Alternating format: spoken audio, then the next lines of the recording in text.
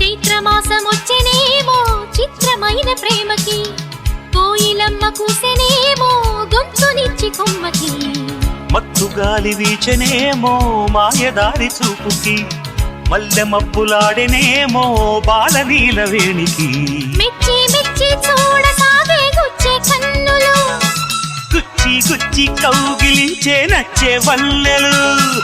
అంతేలే కథంతేలే అదంతేలే. శుభలేఖ అందుకున్న కలయో నిజమో, తొలి ముద్దు జాబు రాశా చెలికే ఎప్పుడో, పుష్యమి పువ్వుల పూజ చేస్తా బుగ్గన చుక్కలతో, పుట్టిడి వలపుల గంధమిస్తా పక్కలలో.